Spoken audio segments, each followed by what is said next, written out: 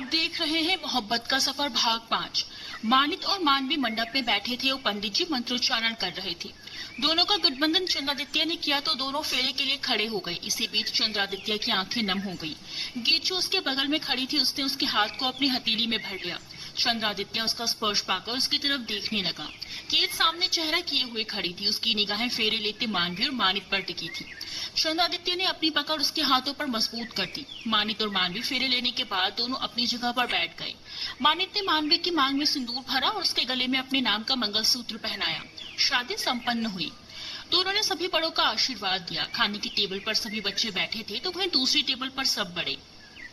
मानित और मानवी को एक ही थाली में खाना परोसा गया था। रानू, अरे जीजा जी आप तो खा ही नहीं रहे। स्वंभवी, लगता है जीजू शर्मा रहे हैं। मृदांक, अरे हम शर्मा हैं और शर्मा शर्माते नहीं जी।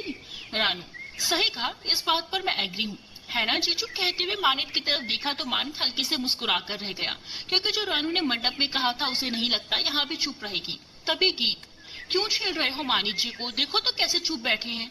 लेकिन जब मानवी को देखा तो कैसे खो गए थे। कहते हुए उसने रानू को हाई फाई दी। सोमभवी को किसी का फोन आया तो वो उठकर चली गई। मानित मानवी को देख, जब बीवी इतनी खूबसूरत, मासूम और शर्मीली हो तो दूल्हे का होश खोना बनता है। जब आप लोगों की शादी होगी ना तब जानेंगे आप लोग। रानू, अभी तो हमारा टाइम है जीजू, लेकिन किसी को देखकर लगता है कि उसका अगले साल ही निपट जाएगा। चपे चंद्रादित्य आकर बैठते हुए, किसे क्या हो गया। रानू, गीत की शादी होगी रिदांग के साथ। अभी अभी बात हुई। रिदांग का खाना उसके गले में फंस गया। वो पूरी तरह खांसने लगा तो चंद्रादित्य उसकी पीठ सहलाने लगा। चंद्रादित्य की नजरें गीत पर टिक गई। गीत रानू को घूरने लगी। मानित और मानवी भी अचंभे से देखने लगे। गीत, ये क्या मजाक कर रही है रिदांग जी, आप इनकी बातों पर ध्यान मत दीजिए। मानित मजे लेते हुए, अगर ये सच भी होता तो हमें कोई एतराज नहीं, आप लोग चाहो तो मैं घर में बात कर लूंगा। रिदांग के पीठ सहलाते चंद्रादित्य के हाथ रुक गए और वो गीत की तरफ देखने लगा तो वहीं गीत सिर नीचे किए हुए बैठी रही। इसे देख मानवी ने मानित को चंद्रादित्य की तरफ देखने का इशारा किया। मानित ने देखा तो उसके चेहरे पर मुस्कुराहट उभर आई। रिदांग, अरे मुझसे तो कोई पूछ लो कि मैं शादी करना चाहता हूँ कि नहीं। मानवी, अरे देवर जी, गीत में कोई कमी है क्या। रिदांग, नहीं भाभी जी, वो तो बहुत अच्छी है, उनसे तो कोई भी शादी के लिए हाँ कह देगा। तो आप क्यों नहीं, रानू ने कहा।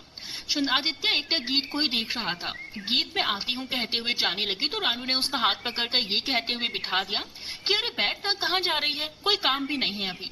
गीत वापस बैठ गई। रानू ने देखा कि चंद्रादित्य उसकी बात को सच मान रहा है तो वो चंद्रादित्य से बोली, चंद्रादित्य जी आप बताओ दोनों की जोड़ी कैसी रहेगी। चंद्रादित्य, गीत से पूछ लो। रिदांग बीच में ही, अरे यार मैं गीत जी से शादी नहीं कर सकता, मैं किसी और को पसंद करता हूँ। जब वो हाँ कहेगी तभी आप लोगों को बता पाऊंगा, अभी मुझे बख्श दो, कहते हुए चला गया। उसके जाने के बाद रानू और मानित ताली मारकर हंसने लगे। चंद्रादित्य को अब समझ में आया कि दोनों मजाक कर रहे थे। मानित मानवी को खाना खिलाने लगा। रानू अपने गाल पर हाथ रखकर, हाय काश हमें भी कोई ऐसे ही खिलाने वाला होता, मगर कमबख्त हमारा ऐसा नसीब कहा। मानित और मानवी उसे खिलाते हुए, अभी दीदी और जीजू से काम चला लो। मानवी ने चंद्रादित्य को एक निवाला खिलाया तो चंद्रादित्य भी मानवी को खिलाने लगा। मानवी ने गीत की तरफ निवाला आगे बढ़ाया, लेकिन गीत दूर थी तो चंद्रादित्य से कहा, भाई गीत को खिला दो ना। चंद्रादित्य ने गीत की तरफ निवाला बढ़ा दिया। गीत ने उसे नजर उठाकर देखा और हल्के से मुंह खोलते हुए खा लिया। रानू चंद्रादित्य को छेड़ते हुए, मानित जीजू एक बात पूछनी थी आपसे। मानित, जी कहिए, आपको मिश्री नाम कैसा लगा। अब चंद्रादित्य की बारी थी ठसका लगने की। गीत के हाथ उसके पीठ पर चले गए। वो जल्दी से पानी का ग्लास उसके मुंह से लगाती हुई बोली, आप ठीक है। जब चंद्रादित्य ने सबको अपनी तरफ देखते हुए पाया तो हल्के से गला साफ करता हुआ सिर हिला दिया। गीत जल्दबाजी में वहां से जाते हुए, मैं खाना लेकर आती हूँ। रानू मुंह दबाकर हंस पड़ी, फिर सामान्य होकर अनजान बनते हुए बोली, चंद्रादित्य जी आप ठीक हैं। जी मैं ठीक हूँ। मानित जीजू आपको पता है ये नाम ना मुझे बड़ा पसंद आया, मिश्री। हाय, नाम में ही कितनी मिठास है। वैसे आपको नहीं लगता कि सिंह और मिश्री में कोई ज्यादा अंतर नहीं है। चंद्रादित्य ने अब वहां से निकलने भी भलाई समझी। अगर थोड़ी देर और रुका तो रानू के सवाल से बच नहीं पाएगा। मेरा हो गया, मैं आता हूँ, कहते हुए उठकर चला गया। उसके जाने के बाद रानू ठहाका मारकर हंसने लगी। उसके साथ मानित और मानवी भी हंसने लगे। मानित, रानू तुमसे बचकर रहना पड़ेगा, तुम यार सबकी पोल पट्टी खोल देती हो। मानवी, पर कुछ भी कहो, आज पहली बार भाई को ऐसे सिचुएशन में देखा है। रानू, यही तो रानू का स्टाइल है जीजा जी, रेनू का गर्व किसी से डरती नहीं। कहते हुए रानू ने कॉलर उठाने वाली एक्टिंग की। गीत, अच्छा रेणुका जी, तो आप वाकई में किसी से नहीं डरती, लेकिन हमारी तरफ देखिए तो सही। गीत ने कहा तो रानू उसकी तरफ पलट गई और गीत के मुंह में गुलाब जामुन डालते हुए बोली, क्या हुआ यार, इधर आओ ना, वहाँ क्यों खड़ी हो। गीत आंखों में शरारत भरी मुस्कुराहट लिए सामने से हट गई तो रानू का मुंह खुला का खुला रह गया। उसके सामने एक लड़का खड़ा था जिसने अपना एक हाथ जेब में रखा हुआ था। तभी उस लड़के ने कहा, कैसी है आप मिस गर्ग। रानू उसकी आवाज सुनकर हैरान हो गई। उसने अपना चेहरा आगे कर लिया और मानवी से मैं अभी आती हूँ कहते हुए उठकर लगभग वहां से दौड़ते हुए भाग गई। फिर वापस आकर प्लेट से खाना उठाकर रूम की तरफ चली गई। मानवी और मानित हैरान थे तो वहीं वो लड़का मुस्कुरा रहा था। गीत आइए ना कहते हुए उसे टेबल के पास ले आई। मानवी उस लड़की को देख बोली, ऋत्विक भाई आप। ऋत्विक, सॉरी मानवी, लेट हो गया, फ्लाइट लेट हो गई थी। मैंने सोचा था शादी के टाइम पहुंच जाऊंगा लेकिन मैं कुछ ज्यादा ही लेट हो गया। गीत, आप दोनों जानते हैं एक दूसरे को। मानवी, हाँ ऋत्विक भाई यहीं रहते थे, जब से इनकी नौकरी लगी है दिल्ली में तब से जैसे भूल गए हैं। ऋत्विक उसके गाल पर हाथ रख, भूला नहीं हूँ मेरी बहना, बस काम में थोड़ा बिजी हो गया था, बट चंद्रादित्य से बात होती रहती है। आप मिले भाई से? नहीं, बस अभी आया हूँ। वहाँ गीत जी को देखा तो वो मुझे यहाँ ले आई। गीत, तुम जानती हो ऋत्विक भाई को? हाँ, रानू की माँ का इलाज दिल्ली में यही करते हैं तो जानती हूँ। ये सब बात में, पहले मेरे जीजा जी से तो मिलवाओ यार। मानित जी ऋत्विक भाई हैं चंद्रादित्य भाई के दोस्त और भाई ये मानित जी हैं। ऋत्विक मानित के गले लगकर शादी की बहुत बहुत बधाई जीजा जी। मानित उसके पीठ थपथपाते हुए, थैंक यू साले साहब। मानित, पर मुझे एक बात समझ में नहीं आई, ये रानू आपको देखकर ऐसे भागी क्यों? आज तक मुझे भी पता नहीं चला, कहते हुए मुस्कुरा उठा और बलराज जी को देख उनसे मिलने चला गया। गीत, मानित जी, रानू किसी से नहीं डरती लेकिन ऋत्विक जी को देख हमेशा ऐसे ही भाग जाती है, आप ज्यादा सोचिए मत, कहते हुए गीत चली गई। जब गीत की नजर चंद्रादित्य पर पड़ी तो वो उसे ही देख रहा था। उसने गीत को आने का इशारा किया तो वो उसकी तरफ बढ़ गई। मानवी से मिलने उसके कुछ कॉलेज के फ्रेंड्स आए तो मानवी मानित संग उनसे बात करने लगी। चंद्रादित्य पिलर के साइड में खड़ा गीत उसके पास आती हुई बोली, क्या हुआ, आपने क्यों बुलाया? चंद्रादित्य ने उसका हाथ पकड़कर हल्के से अपनी तरफ खींचा जिससे कोई देख ना पाए और कहा, मुझे भूख लगी है। गीत, आपने इसीलिए बुलाया था? वहाँ टेबल पर बैठे थे तो खाए क्यों नहीं? गीत ने शिकायती अंदाज में कहा। चंद्रादित्य, तुम्हारे दोस्त खाने देगी तब ना खाऊंगा, ऐसे ऐसे सवाल करती है कि खाते वक्त वहाँ बैठना मुश्किल हो गया था। गीत, उसकी बातों का पूरा मत मानिए, वो छल्ली ऐसी ही है। चंद्रादित्य ने फिर से गीत को अपनी तरफ खींचा जिससे गीत उसके सीने से जा लगी। चंद्रादित्य गीत के बालों को चेहरे से साइड करते हुए, उसकी बातों का बुरा नहीं लगता। गीत उसे देखते हुए, क्यों? चंद्रादित्य, साली होती ही आधी घरवाली है और उनकी बातों का क्या बुरा मानना। गीत उसके सीने पर मारती हुई, आप ना। चंद्रादित्य उसकी आंखों में देखते हुए बोला, मैं ना? मासी आप यहाँ? गीत ने कहा तो चंद्रादित्य उससे झट से अलग हो गया। गीत हंसते हुए चंद्रादित्य से दूर होकर बोली, आप ना बुद्धू हैं, कहते हुए वहां से भाग गई। चंद्रादित्य सर पर हाथ रख मुस्कुरा उठा और ऋत्विक को देख उसकी तरफ बढ़ गया। ऋत्विक बलराज जी से मिलकर आने के बाद एक और खड़े पानी पी रहा था। तभी उसके पीठ पर एक मुक्का पड़ा और उसे झटका लगा, उसके मुंह से पानी बाहर निकल गया। चंद्रादित्य ने एक और घूसा उसके पेट पर मार दिया तो ऋत्विक हंसते हुए उसके गले लग गया। चंद्रादित्य उससे दूर हटते हुए, छोड़ मुझे यार, इतने सालों के बाद मिल रहा हूँ और तू है कि मिलते ही बरस पड़ा। चंद्रादित्य अपनी एक आईब्रो उठाते हुए, बड़े जल्दी आ गया तू? यार फ्लाइट लेट हो गई थी इसीलिए देर हो गई।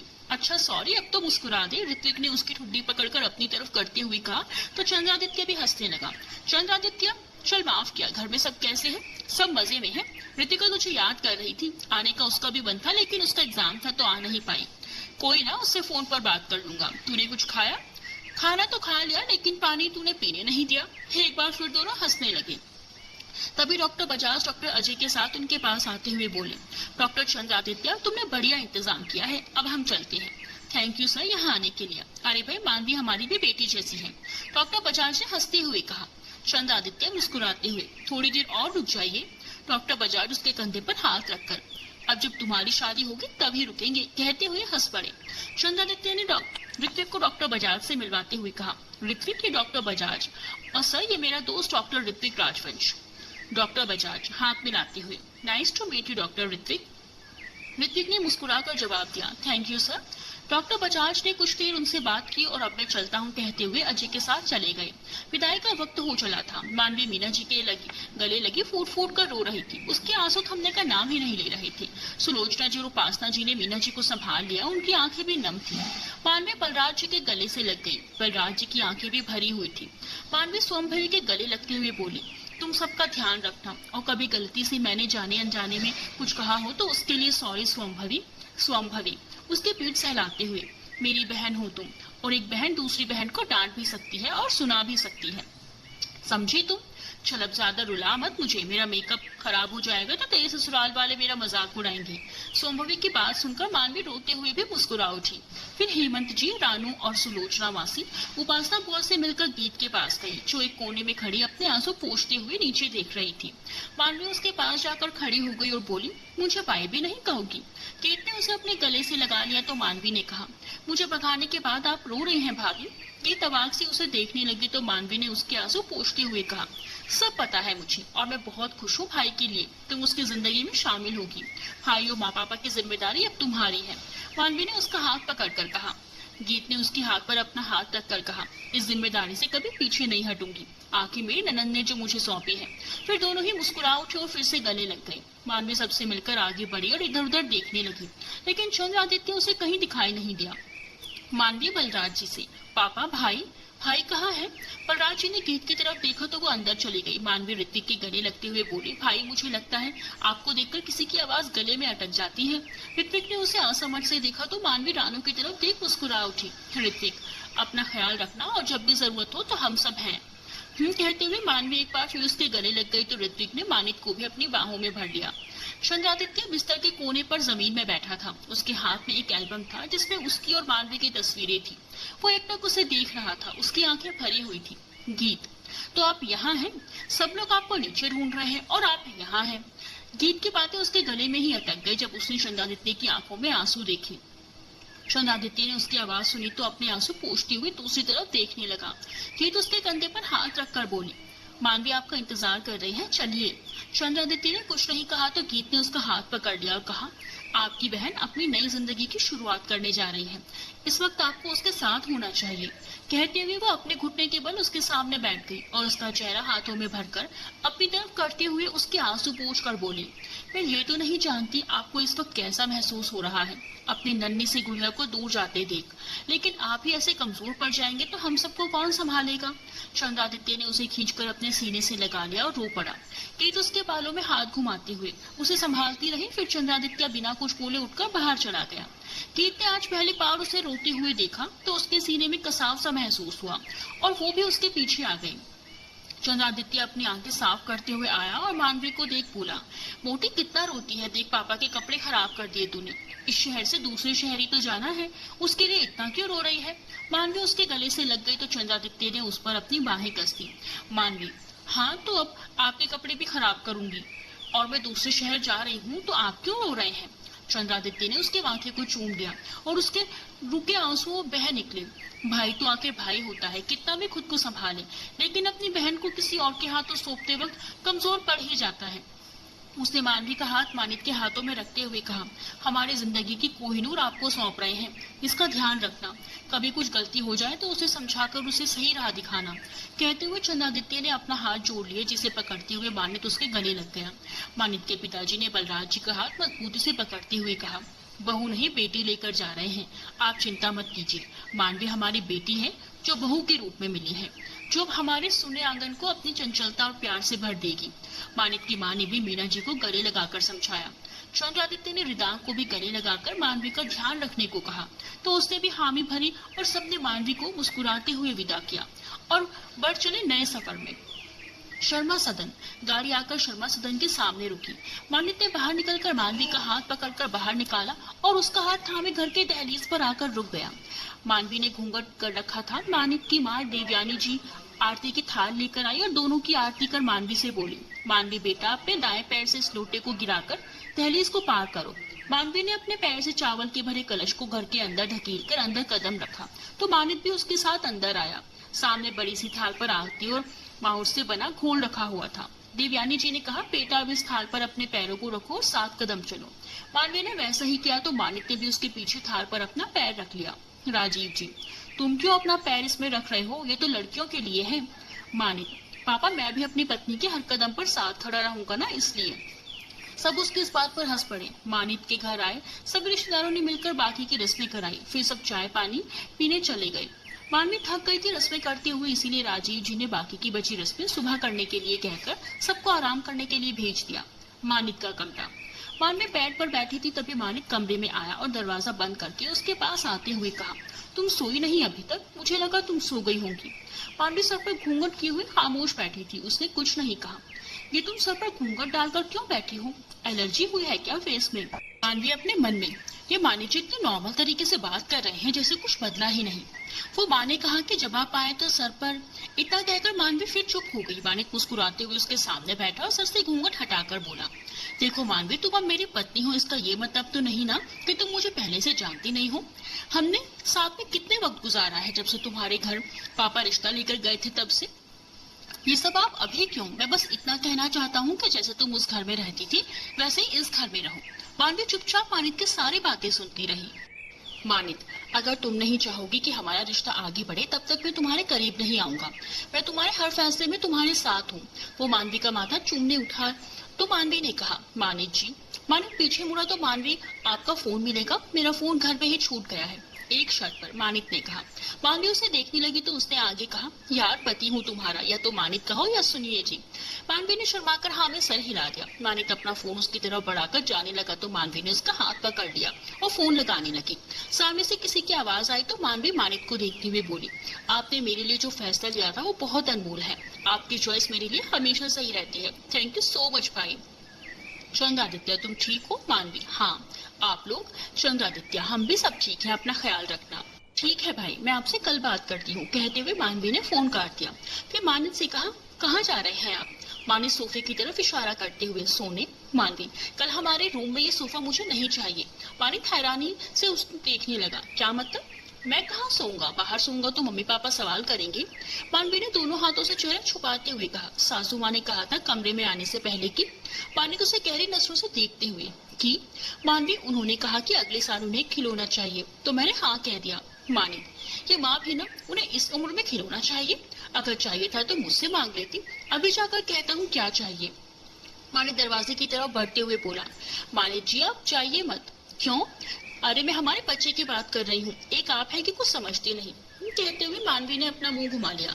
मानिक उसे देखते हुए, यही तो मैं तुम्हारे मुंह से सुनना चाहता था जो तुम बोलने के लिए शर्मा रही थी। मानवी अब कुछ नहीं बोली तो मानिक उसके माथे पर किस करते हुए, ये बात तुम सीधे भी कह सकती थी कि मैं रिश्ता आगे बढ़ाने के लिए तैयार हूँ। मानवी तो बंद आंखें किए मानिक के एहसास को जी रही थी। मानिक ने उसे गले से लगा लिया, फिर उसके होंठों पर अपना होंठ रख दिया। दोनों अपने खूबसूरत सफर में आगे बढ़ने के लिए तैयार हो गए थे। वो अपनी जिंदगी के खूबसूरत पल को एंजॉय करने लगे। सिंह हाउस। सब मेहमान खा पी कर चले गए थे। ऋत्विक को किसी से मिलने बाहर जाना था, इसीलिए वो कहीं और गया हुआ था। जो बचे थे किसी का भी कुछ खाने पीने का मन नहीं था, लेकिन तीनों लड़कियों ने सबको संभाल लिया और सबको थोड़ा सा खिलाकर सोने भेज दिया। उपासना बुआ किचन में सोमभवी को खाने के प्लेट देते हुए बोली, ये अच्छा मौका है चंद्रादित्य के दिल में अपने लिए जगह बनाने का। इससे सुनहरा मौका हमें नहीं मिलेगा। जाओ इसे लेकर। वो मानवी की विदाई के बाद से अपने कमरे में बैठा है। उसे अपना सहारा दो और उसे अपने प्यार में पागल कर दो। सोमभवी जानती थी कि उसकी माँ उसकी सुनेगी नहीं, इससे अच्छा कि चली जाए। खाने की प्लेट लेकर सोमभवी चंद्रादित्य के कमरे की तरफ चली गई। इधर गीत कब से अपने कमरे में इधर उधर टहल रही थी। वो कब से चंद्रादित्य के कमरे का दरवाजा खुलने का इंतजार कर रही थी, तो वहीं बेड पर बैठी रानू अपनी माँ से बात कर रही थी। घर में मेहमान आने की वजह से पूरा दिन उनकी खातिरदारी में निकल गया। गीत चंद्रादित्य के कमरे का दरवाजा खुलने का इंतजार कर रही थी। जब उसे सब्र ना हुआ तो वो उसके कमरे की तरफ बढ़ी ही थी कि उसे आवाज आई। गीत ने पीछे मुड़कर देखा तो सोमभवी खड़ी थी, हाथ में खाने की प्लेट लिए। सुनो। गीत रुककर उसे देखने लगी। क्या तुम ये खाना चंद्रादित्य के रूम में देकर आ जाओगी? मुझे इम्पोर्टेंट कॉल करना है। गीत लाओ कहते हुए प्लेट लेकर चंद्रादित्य के कमरे के सामने खड़ी हो गई। वो सोमभवी नीचे चली गई। गीत ने दरवाजा खटखटाया लेकिन अंदर से चंद्रादित्य की आवाज नहीं आई। उसने हल्के से धक्का दिया तो दरवाजा खुल गया। उसने अंदर जाकर देखा तो चंद्रादित्य कमरे में नहीं था। उसने खाने की प्लेट को टेबल पर रखा और बाहर निकल गई। पूरे घर में ढूंढा मगर चंद्रादित्य उसे कहीं नहीं मिला। गीत परेशान हो गई। उसका मन घबरा उठा। एक बार छत पर देख लेती हूँ, शायद वहाँ हो। कहते हुए वो छत पर चली गई। छत पर भी नहीं है, कहाँ गए होंगे? कहती हुए वापस आने को हुई तभी उसे छत के कोने में कोई दिखा। गीत घबराते हुए, कौन है वहाँ? बोलो कौन हो तुम? चंद्रादित्य, मैं हूँ गीत। गीत गहरी सांस भरते हुए, आप अंधेरे में क्या कर रहे हैं? चंद्रादित्य उसके पास आते हुए, कुछ नहीं। गीत ने जब उसकी लाल आंखें देखी तो कहा, आपको रोने के लिए यही जगह मिली थी? मैं पूरे घर में ढूंढ रही थी आपको। चंद्रादित्य ने कुछ नहीं कहा और रेलिंग पर हाथ टिका लिया। आप चुप क्यों हैं? तुम यहाँ क्यों आई हो? आपकी आवाज और आपकी आंखें दोनों पढ़ना जानती हूँ। चंद्रादित्य गीत को देखते हुए सोचने लगा कि जो लड़की उसे पहले ही दिन बदतमीज और नासमझ लगी, वो लड़की उसके मन और चेहरे को कितनी आसानी से पढ़ लेती है। हम लड़कों को बचपन से सिखाया जाता है कि लड़के रोते नहीं, लेकिन मेरे माँ पापा ने कभी नहीं कहा कि लड़के रोते नहीं। वो हमेशा कहते हैं कि हर इंसान के अंदर इमोशंस है, जिसे वक्त रहते कभी कभी बाहर निकालना चाहिए। गीत, मेरा ये मानना है कि शारीरिक तौर पर लड़के स्ट्रांग होते हैं, वहीं मानसिक तौर पर लड़कियां। चंद्रादित्य ने गीत की तरफ देखा जो रेलिंग से टिककर खड़ी हो गई थी। उसके एक जवाब ने चंद्रादित्य के मन में चल रहे सारे उछल सुलझा दिए। अब आप मुझे ऐसे क्यों देख रहे हैं? दिल्ली में पार्ट टाइम जादू करने का काम करती हो क्या? गीत ने सुना तो थोड़ा अच्छा लगा कि चंद्रादित्य का मूड ठीक हो रहा है। हाँ करती हूँ, कभी आप पर ट्राई करूंगी। चंद्रादित्य नीचे बैठ गया तो गीत भी उसके साथ नीचे पालती मारकर बैठ गई। करोगी मेरे ऊपर जादू तुम? हाँ क्यों नहीं। चंद्रादित्य ने उसकी गोद में सर रख लिया और अपनी आंखें बंद कर ली। गीत चौंक गई। ये आप, सर भारी सा लग रहा है। गीत ने उसके सर पर हाथ फिराना शुरू कर दिया। बोली, रो रहे थे ना, उसके साइड इफेक्ट्स हैं डॉक्टर साहब। चंद्रादित्य, डॉक्टर हूँ लेकिन एक लड़की का भाई भी। गीत खामोश हो गई। आदित्य ने कहा, गीत। अब चंद्रादित्य चुप हो गया तो गीत ने कहा, क्या हुआ, आप मेरा नाम लेकर चुप क्यों हो गए? चंद्रादित्य, देख रहा था तुम सो तो नहीं गई। गीत, आप साथ है तो नींद कहाँ आएगी? चंद्रादित्य मुस्कुरा उठा। तभी गीत ने कहा, उठिए मैं अभी आती हूँ। चंद्रादित्य, कुछ प्रॉब्लम है क्या? गीत, आपका खाना वो टेबल पर ही रखकर आई हूँ, मैं लाती हूँ गर्म करके। चंद्रादित्य उसे रोकते हुए, माँ ने खिला दिया था, अभी भूख नहीं है। गीत अपनी आंखें छोटी करते हुए, और मैंने तो आपको खाते हुए नहीं देखा। चंद्रादित्य, जब तुम अपने पापा के साथ बैठी थी तब। अब नो क्वेश्चन। गीत चुप हो गई। चंद्रादित्य, तुमने खाया? गीत, चंद्रादित्य ने जब अपनी आंखें खोलकर गीत के चेहरे की तरफ देखा तो गीत चंद्रादित्य को ही देख रही थी। दोनों की आंखें मिली और गीत एक तक चंद्रादित्य की आंखों में देखने लगी। वो धीरे से झुके चंद्रादित्य के माथे पर हौले से अपने होंठ रख दिए। चंद्रादित्य की आंखें बंद हो गई। चंद्रादित्य ने आंखें खोलकर जब अपनी मदहोशी भरी नजरों से उसे देखा तो गीत ने अपना चेहरा फेर लिया। चंद्रादित्य पलटकर गीत के पेट पर चेहरा छुपाकर लेट गया। गीत के शरीर में अलग से झुरमुरी उठ गई। उसकी पलकें मूंद गई और उसके हाथ चंद्रादित्य के कंधे पर कस गई। आई लव यू गीत। गीत ने सुना तो जैसे उसकी धड़कनों ने शोर मचाना शुरू कर दिया हो। वो खुद को संभालती हुई उठने लगी तो चंद्रादित्य ने उस पर अपनी पकड़ कस दी। उसकी ठंडी उंगलियां गीत को अपनी कमर पर घूमते हुए महसूस हो गई तो उसने कहा, आप? चंद्रादित्य मदहोश सा बोला। गीत के मुंह से मुश्किल से कुछ शब्द निकले और नीचे चलिए ना, मुझे ठंड लग रही है। चंद्रादित्य ने उठकर उसे अपनी बाहों में समेटते हुए अपनी गोद पे बिठा लिया। गीत बस उसे ताकती रही तो उसने गीत के गालों पर किस करते हुए पूछा, क्या तुम्हें अभी भी ठंड लग रही है? गीत ने नाम में सर हिला दिया। चंद्रादित्य के होंठों पर मुस्कुराहट तैर गई। उसने उसका चेहरा अपने हाथों में भरा और उसका माथा चूम लिया। गीत के पलके एक बार फिर हया से झुक गई। चंद्रादित्य ने धड़कते दिल के साथ उसके पलकों पर अपने होंठ रख दिए और कहा, सुनो, आंखें खोलो। गीत ने नाम में सर हिलाया तो उसने उसके ईयरलोब को हल्के से छू लिया। गीत ने झट से अपनी आंखें खोली। चंद्रादित्य होंठों पर मुस्कुराहट थी, उसे ही देख रहा था। गीत उसकी नशीली निगाहों में डूबने लगी और अपना चेहरा उसके और करीब कर लिया। दोनों के बीच कुछ ही इंच का फासला था जिसे मिटाते हुए चंद्रादित्य ने उसके अधरों को कैद कर लिया। गीत ने अपनी बाहें उसके गले में डाल दी तो चंद्रादित्य की पकड़ उस पर मजबूत हो गई। चांदनी रात में दोनों अपने एहसास में सरोबार हो रहे थे और चांद अपनी शीतलता उन पर बरसा रहा था। रानू अपनी माँ से बात करके जब उठी तो देखा गीत कमरे में नहीं है, शायद छत पर होगी। सोचते हुए वो जब ऊपर आई तो उसे चंद्रादित्य दिखा जो गीत से बात कर रहा था। उन दोनों को साथ देखकर रानू नीचे चली आई। रानू बिस्तर पर लेटते हुए शाम में हुई ऋत्विक से मुलाकात के बारे में सोचने लगी। उसे यकीन नहीं हुआ कि ऋत्विक यहाँ उसके सामने आएगा। जब गीत ने बताया कि ऋत्विक चंद्रादित्य का दोस्त है तो फिर उसके मुंह से एक ही शब्द निकला, यार गीत, तू मेरे दोस्त है और वो चंद्रादित्य का। ये कुछ फिल्मी स्टोरी नहीं हो गई? गीत उसे झटके देते हुए, तू कुछ भी बोलती है यार। रानू, एक बात बता। गीत, तू कब से पूछने लगी? तू तो यहाँ आकर भीगे बिल्ली बन गई है, जबकि मैंने सुना था कि तूने आते ही चंद्रादित्य को खींचकर एक लाफा दिया था। लेकिन आज दोनों के बीच कुछ कुछ होता वाला सीन चल रहा है। गीत ने उसे आंखें दिखाई तो वो आगे बोली, यार मैं ऋत्विक पर ट्राई करूं क्या? उसे भी 2-3 लगाकर उसके गाल लाल कर दूं, फिर तो मेरा भी रास्ता क्लियर। रानू अपनी आंखें टिमटिमाते हुए ताली बजाकर बोली तो गीत ने अपना सर पीट दिया। हे भगवान, वो गलती से हुआ था और उसका गिल्ट मुझे आज भी है। तुम 2-3 थप्पड़ की बात कर रही हो। बाय द वे, अगर उसने पलटकर तुम्हें एक दिया ना, तुम निपट जाओगी।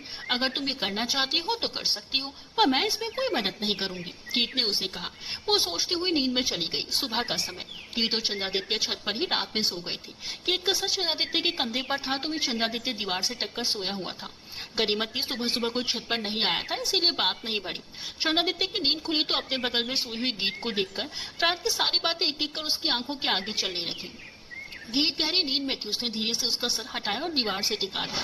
गीत गुनगुनाई लेकिन फिर मुस्कुराते हुए सो गई। चंद्रादित्य उसके होठों के किनारे पर किस करते हुए उठकर चला गया।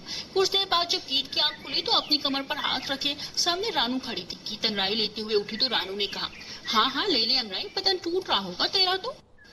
बीत बिना कुछ बोले उसकी तरफ दौड़ पड़ी और रानू उसे जीप चुराते हुए नीचे उतरने लगी। लेकिन ये क्या, रानू धड़ाम से नीचे गिर गई, पर किसी की मजबूत बाजू ने उसे गिरने से पहले ही थाम लिया। रानू की आंखें बंद थी और ऋतिक उसे अपनी बाहों में थामे देख रहा था। कीट मुस्कुराती हुई अपने कमरे में चली गई और तैयार होने लगी। जब रानू ने आंखें नहीं खोली तो ऋतिक ने उसके चेहरे पर फूंक मार दी। रानू को छुरछुरी सी महसूस हुई और उसने अपनी आंखें खोली तो खुद को ऋतिक की बाहों में देखकर सीधी खड़ी हो गई। ऋतिक ने जैसे ही कुछ कहने के लिए मुंह खोला, रानू अपने कमरे की ओर दौड़ पड़ी। मैं क्या कोई भयानक दानव हूँ जो देखते ही भाग जाती है? ऋतिक अपने बालों में हाथ फिराते हुए बड़बड़ाया। सब लोग डाइनिंग टेबल पर बैठे चाय नाश्ता कर रहे थे। रानू और गीत हॉल में सोफे पर बैठे बातें कर रही थी। रानू, यार मगर एक प्रॉब्लम है गीत, यही कि तू उसके सामने जाकर कुछ बोलने लायक नहीं होती। उसे देखकर तू ऐसे भागती है जैसे वो कोई आदमखोर हैवान हो, है ना?